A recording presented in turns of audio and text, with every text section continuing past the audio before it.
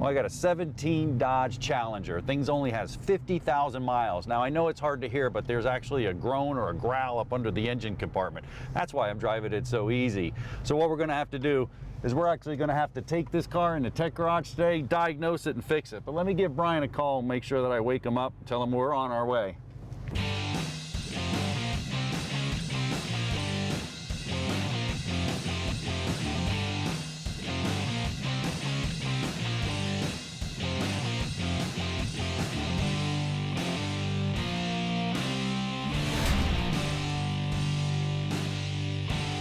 We'll drop the remote. You found the right show. Welcome to Tech Garage, presented by RockAuto.com. Well, we got our plumb crazy Challenger in the shop, and 40,000 miles, Brian, a little scary. I got me a grumbling up front. Not good. That is not good. A Hemi's making a ton of power, and I got to tell you, there's a lot of things that could go wrong here. Just verifying, no other symptoms, right? You know, no check engine light, gauges are all fine, nothing. I mean, just a noise. Our logical next step is that serpentine belt path. A lot of pulleys are spinning in that path. Let's hope that we can track this guy down. Yeah, you know, we've used this before. Our stethoscope, I mean, don't worry, I'm not a doctor. I just play one on Tech Garage. But here's the deal. We got our chief tech in there, which is Josh. Josh, if you guys would go ahead and start the car. Check. I'm gonna look at the flashlight as well. There's nothing obvious. Wow. Go ahead and cut it off. Man, I'll tell you, Brian, it's resonating. I got it somewhere in the center, but I still can't tell if it's timing issue or an accessory. Well, I'll tell you what, we got your belt tensioner pulley right there. Why don't we go ahead and release the tension in this? I'm gonna pop the belt off. Okay. And just see what we can learn. See if I can get down here in the little... Pulleys. We got the alternator right here. We got the power steering pump. Okay. We got the condenser. I'll give you a little tension. I got it. I'm going to keep my hands out from under that pulley. There you go. Okay, belt's off. Pop it off over there. I'm going to send it your way. Okay. Get the tool out so of there. this would be normally a really good next step would be to restart the engine and see if we've still got the vibration, because that would imply timing. That's perfect. So if the noise is still there, oh boy, I'm scared. It's in the timing system. If the noise goes away, well, it's in an accessory. So we want to go, oh boy, yep. There's your water pump. Look at that. Look at that, yeah. I mean, that's a ½ inch of play. Man, that's huge. Well, I'll tell you what. There's there the culprit. Looks like I'm replacing a water pump. You got your work cut out for you. You know, you get started on the water pump. I'll set up a demo to show you how a coolant system actually works. Awesome. Okay, well, it looks like 7 or 8 bolts around the face of this water pump. That pulley is unbelievably loose. That was the growling. Again, a lot of power coming from a Hemi. I think this is a 13 millimeter. Let me grab this. I'm going to crack a few of these loose. First thing is remove this engine coolant temperature sensor gently. Don't break this. Get the temperature sensor wiring harness off, down out of harm's way. You want to protect that guy during this repair. I'm going to get these mounting bolts in the housing here cracked loose. And then I'm going to go get a drain pan so we can appropriately capture the coolant, start to drain this joker. We'll have to transfer this bracket as well. Of course, we'll have to get the hoses off. Then I'm going to RockAuto.com to get our new Hemi water pump. This is going to be fun. Well, while Brian's hard at work over there, let's take a look at a coolant system. Why do we even have one? Well, your engine fires down in the cylinder, boom, you get a ginormous explosion, 1,700 degrees Fahrenheit. I got to get it from the engine to the outside air. It's all about that law of thermodynamics. Well, how does it work? All starts right here in the front. You have a radiator located right here in the front, and then what happens? Your radiator actually has the antifreeze in it, which travels up through the lower radiator hose over here to your water pump. Now, your water pump circulates it through your block. Some galleries inside of the block that goes around those cylinders so the heat will jump off. So we're super hot here, maybe 250, 230, jumping into the coolant. Then we come up here and there's a thermostat right here that keeps it in the block till it gets up to temperature. Well, once that opens, bam, it flows back up here to the radiator. It goes into the radiator and it works its way down. Now I bring in 250, 260 coolant. Outside air temperature is 80 degrees, law of thermodynamics, bam, heat jumps off. So I'm grabbing it from the engine, throwing it out the front. Now, more importantly, a couple of tips. You can run your hand down the radiator, you start feeling some cold spots, that could be a problem.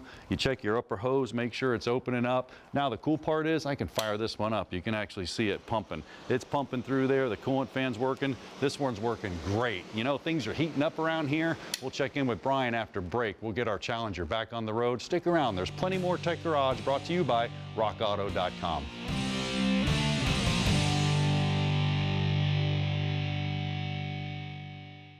Tech Garage, presented by RockAuto.com, is brought to you by Magic Creeper, the most versatile creeper ever.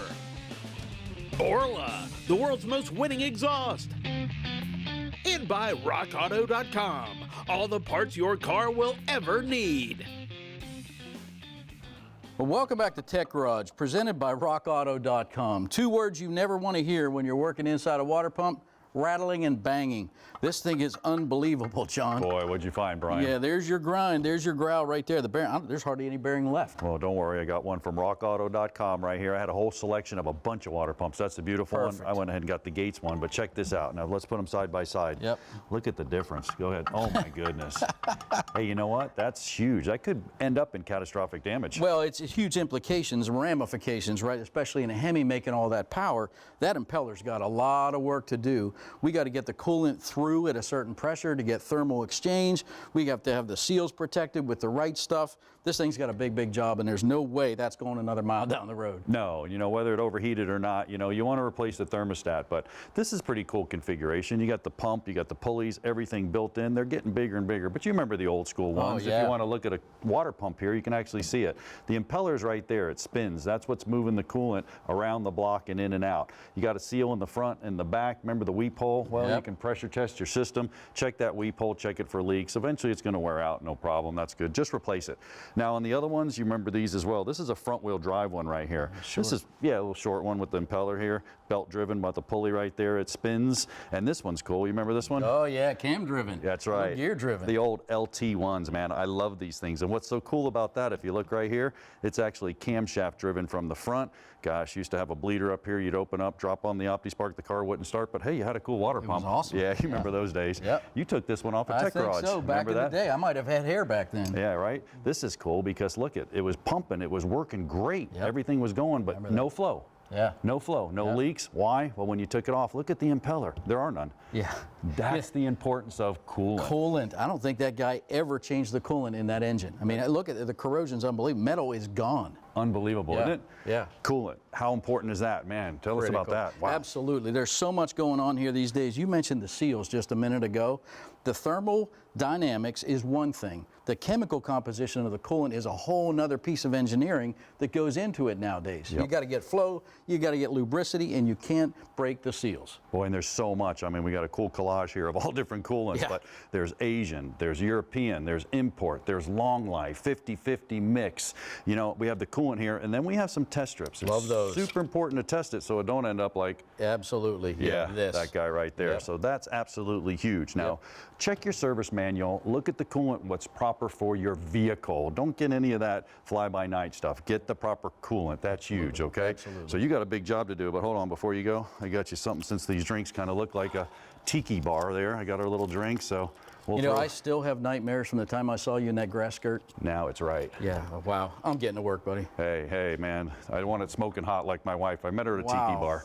But you don't want that on a car. You don't want it to get smoking hot. And that's my last thing right here. We're talking about a timing belt that's actually driving the water pump. This is huge. Check this out, folks.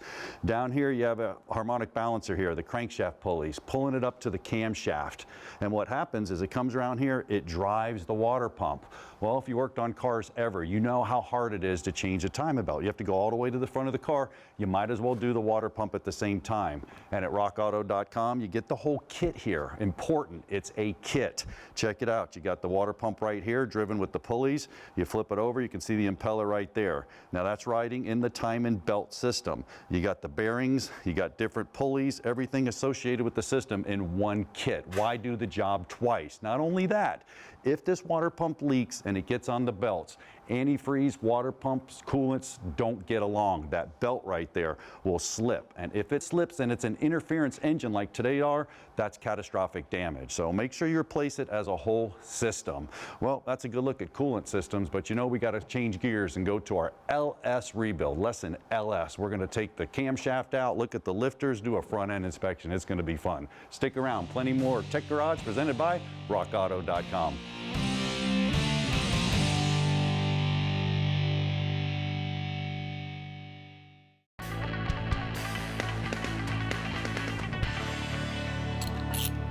Welcome back to Tech Garage, presented by RockAuto.com. Well, it's LS lesson, LS rebuild time. Since last week, we got the intake manifold off. We got a clear shot down there. We also pulled the harmonic balancer puller off. And it's good to note that LS, you're going to have a special puller, but once we got it on there, bam, it come off with no problem, Brian. You're next. Absolutely. You know what? I love documenting this project all along the way. All kinds of diagrams out there on the interweb, all kinds of manuals, but I like to have my own notes for reference. It's a common mistake. You get all into it, you get everything back together, and you're saying, where did that pulley go? Where did that mounting bolt go? So I've got the water pump just about ready to come off here and get this out of our way, but I like to have that record of it so that we can refer back. Yep. There we go. Especially on that front end. That's a nightmare if you have a bunch of pulleys. Ours had one big one. Well, I'm ready to pull the valve cover off. But once again, I'm not pulling the valve cover off to pull the valve cover off. I'm doing an inspection. I'm looking down in here. I'm looking at my rockers. I'm checking them right now. Now's the perfect time.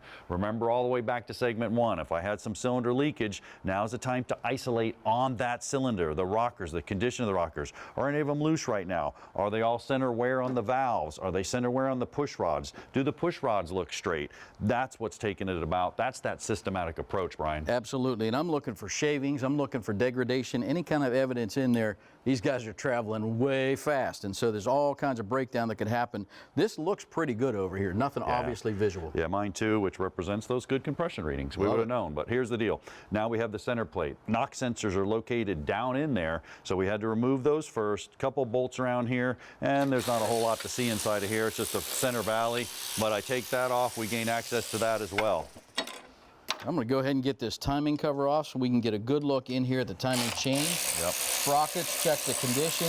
There'll be some deflection in that chain. You got it? Yep, I got it. Okay, a couple more here. There's going to be some deflection in that change we need to look at. Now, once again, don't pull it off and forget it. Just look down here. I'm looking for stuff, man. I'm looking for evidence of any shavings. I'm looking at my teeth around here. Pulling it off and throwing it down is not going to do you any good, because this is where perhaps we had all low readings. Maybe we had a noise in the front end. This is the issue we would be dealing with, this front components. You got the oil pump here, you got the actual drive, you got the crankshaft down here, you got the camshaft right there. But the cool part is, if I get a pry bar on the crankshaft back here, Brian, and you actually watch, I'll put it on the flywheel. Here, you tell me when we start pulling that other side, so we can actually look at that stretch. There we go. There it is, and now we're tight on this side. All right, so we're tight on that side. Now you can either look at a distributor and see when it moves. That's called time and chain deflection, or you can put a dial indicator. We got one right here. We can put it here a little bit later, and we can see how much stretch we have, time and chain stretch. So watch this. Bam, that's it. And in that distance, if your dial indicator was right there, in that distance of travel, about a half a tooth, you'd see exactly what that deflection is. Man, we're going to replace this all anyway, right? Because we're going to be in here. Another little tip for you. As you go deeper into this, grab the shop vac, suck all this dirt and contamination out after you've checked for your evidence of any kind of degradation. Yep. Stick around. Garage Ed's coming up next. We're going to talk mass airflow sensors. We'll be back with more Tech Garage presented by RockAuto.com.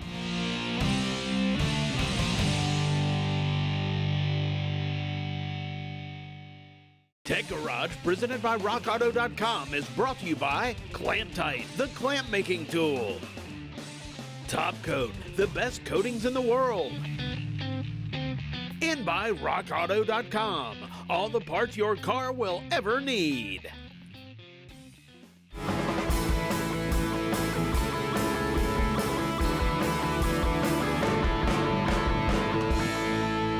Welcome back to Tech Garage, presented by RockAuto.com. Now, what if I told you your car had to be better than your local weatherman? Well, it does. It actually has to measure the temperature, the actual density of the air, and how much is going through.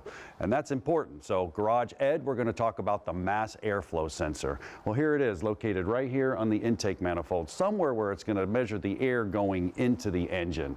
Now, how does it work? Well, I have a couple types. I have one right here. Could be a hot wire. It could be a blade type. I actually have one cut away right here so I can demonstrate for you.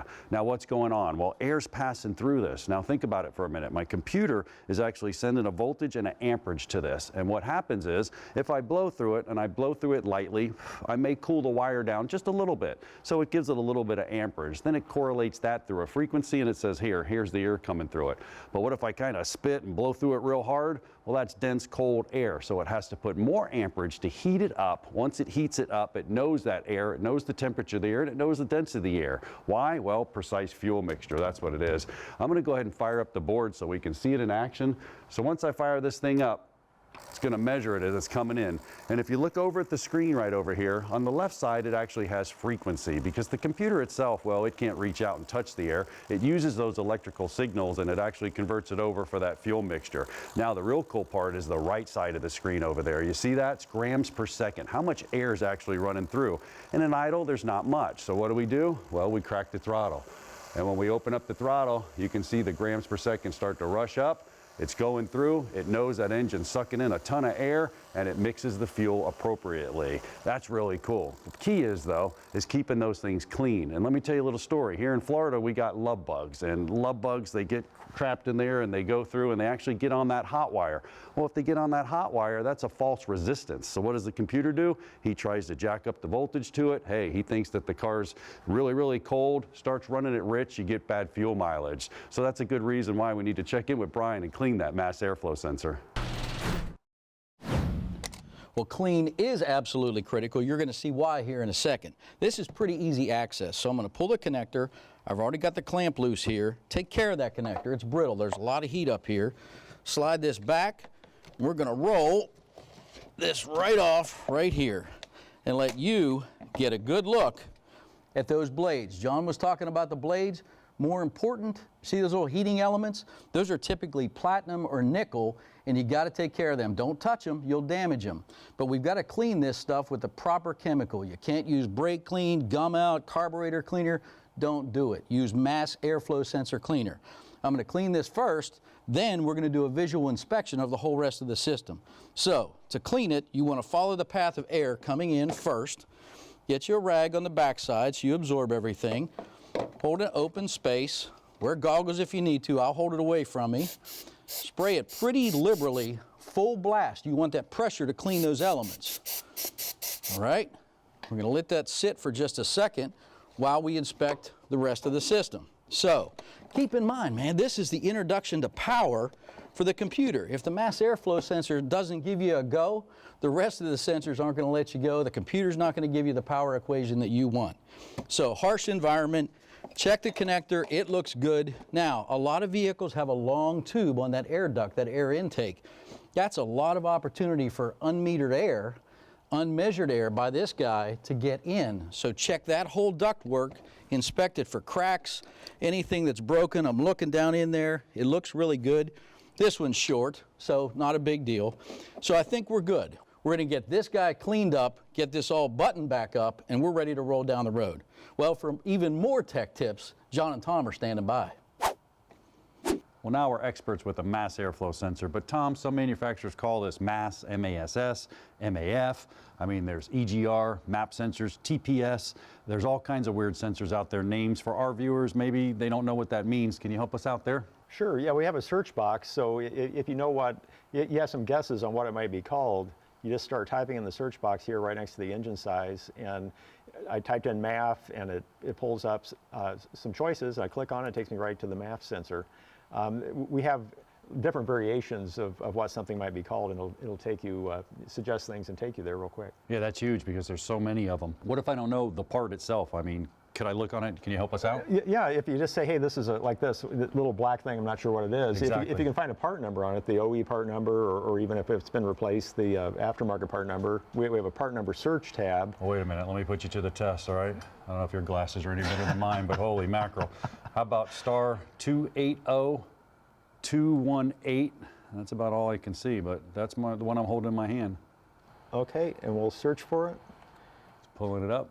Going to be able to find exactly what this is. Yep, yeah, there it is. Holy mackerel, there it is, perfect. So it brings up that part and then different manufacturers that make the same part. So. Well, perfect. Whether you got a part, you don't know what it is, the acronym, or you want the part number, just go on to RockAuto.com. Well, it's time to wrap it up for today. I'm going to check in with Brian. Listen for it. There's the breakaway. Torque is set. All right, I've been around to every mounting bolt twice. Proper torque spec, we're good. Let me reconnect the engine coolant temperature sensor. Listen for the click. Get on it, and there we go. We're good. One step to go. With any system, when you open it up like this, you've got to bleed it. You've got to get that air out of it. Keep in mind, we got the new thermostat in, new seal in, really good install, but there's a little bit of air between the outside of the thermostat and this upper radiator hose. The way Dodge gives you the ability to bleed it is a bleeder screw right here. So as we fill up with our Mopar antifreeze, you'll get it coming out this top bleeder screw, John, and you know you've got antifreeze all the way up to the top of that impeller, and a little bit of purging, couple heat cycles, and you're ready for the road. That's absolutely huge. You know how I do it, Brian? Man, wide open throttle, the centrifugal force slams it to the back and all the air purges out. Nice try. Now, it really don't work that way, but it's fun to do that. Yep. Man, it was a great show today. This Yeah. was definitely informative. I think the LS build, phenomenal. We Love had the that. whole front end, camshaft. We're going deeper each week. And Garage Ed, man, that mass airflow sensor. Once again, how's all that stuff talking to each other? Man, that has such a critical job. Well, we're out of time for today, but check us out on social media. We listen to you. We're a show for the people, Brian. You know that's I for love sure. it. We'll be back next week with more Tech Garage presented by RockAuto.com.